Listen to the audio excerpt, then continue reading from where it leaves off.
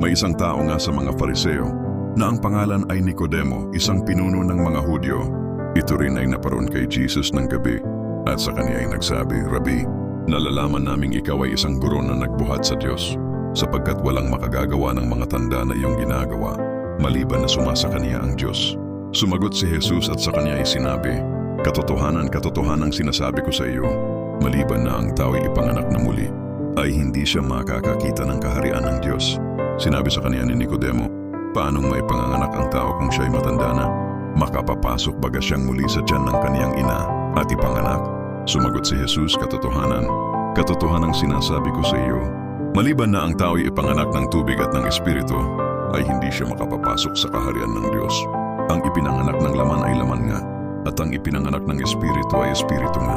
Huwag kang magtaka sapagkat sinabi ko sa iyo, kinakailangan na ngang kayo'y ipanganak na muli. Humihihip ang hangin kung saan niya ibig, at naririnig mo ang kanyang ugong. Datapo at hindi mo nalalaman kung saan nanggagaling, at kung saan naparoroon. Gayon ang bawat ipinanganak ng Espiritu. Sumagot si Nicodemo at sa kaniya ay sinabi, paano mangyayari ang mga bagay na ito? Sumagot si Jesus at sa kaniya ay sinabi, ikaw ang guro ng Israel, at hindi mo nalalaman ang mga bagay na ito? Katotohanan, katotohanan ang sinasabi ko sa iyo. Sinasalita namin ang nalalaman namin, at pinatototohanan namin ang aming nakita, at hindi ninyo tinatanggap ang aming patotoo.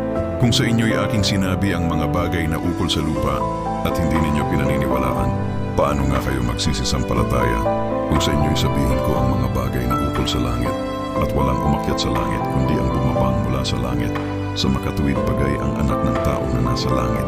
At kung paanong itinaas ni Moises sa ilang ang ahas, gayon kinakailangan itaas ang anak ng tao, upang ang sinumang sumampalataya ay magkaroon sa kaniya ng buhay na walang hanggan, sapagkat gayon na lamang ang pagsinta ng Diyos sa sanglibutan, na ibinigay niya ang kanyang bugtong na anak, upang ang sinumang sa kaniya ay sumampalataya ay huwag mapahamak, kundi magkaroon ng buhay na walang hanggan, sapagkat hindi sinugo ng Diyos ang anak sa sanglibutan upang hatulan ang sanglibutan, kundi upang ang sanglibutan ay maligtas sa pamamagitan niya.